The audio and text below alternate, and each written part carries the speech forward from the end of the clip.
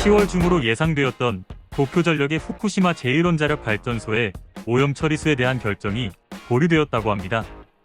하지만 한국에서는 국회의원과 시민단체를 중심으로 결정 유보가 아닌 해양 방출은 철회하라라는 목소리가 높아지고 있습니다. 일본 매체와 인터뷰한 우리나라의 원자력 전문가가 이렇게 답을 했다고 합니다. 화학적으로는 문제가 없습니다. 하지만 찜찜한 느낌과 같은 사람들의 저항감이라는 것이 쉽게 없어지지 않기 때문에 일본 정부는 한국 국민들에게 충분한 설명을 해서 이해를 구해야 할 필요성이 있습니다. 문제는 일본의 결정을 뒤집을 좋은 대응 카드가 없다는 점입니다. 원전에서 발생하는 오염수를 기준치 이하로 희석해 바다에 방출하는 것은 국제원자력기구도 인정하는 처분법이기 때문입니다. 일본 현지 매체는 일본 정부와 도쿄전력이 오염수를 500에서 600배 희석해 배출 기준치 이하로 낮춘 뒤 방출할 전망입니다. 이라고 전했습니다. 일본 정부가 해양 방출을 정식 결정하면 설비 건설, 기준 마련 등의 준비를 거쳐 2022년에 오염수를 바다에 처음 쏟아내게 됩니다. 후쿠시마 원전에서는 하루 약 170톤의 오염수가 나오고 있으며 이렇게 쌓여 2년 후 2022년에는 총량이 137만 톤으로 현재의 탱크가 보관할 수 없게 된다고 합니다. 대형 탱크를 증설하고 모으는 방법도 있다지만 지을 수 있는 부지가 없다며 해양 방출하는 방안이 유력한 것으로 알려졌습니다.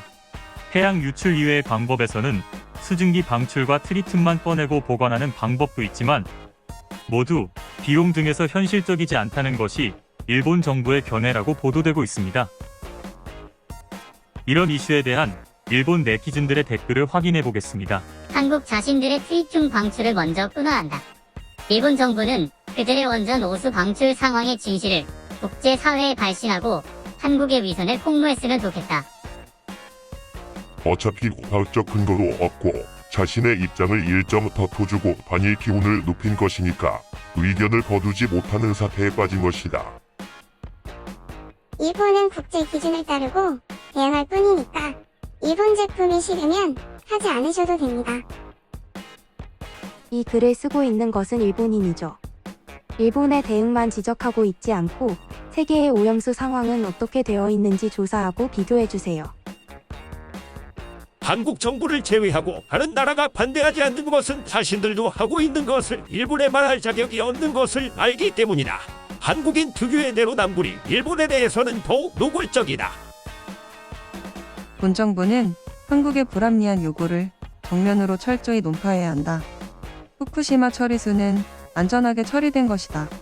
한국의 원전 배수도 트리튬을 후쿠시마 처리수의 10배 이상을 함유하고 있다.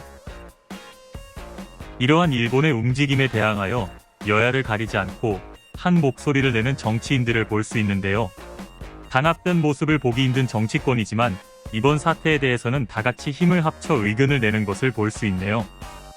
과연 이 사태는 어떻게 마무리되고 한일 관계는 어떤 양상으로 다다르게 될지 이후의 향방에 관심이 쏠리고 있습니다. 이번 영상도 시청해주셔서 감사합니다.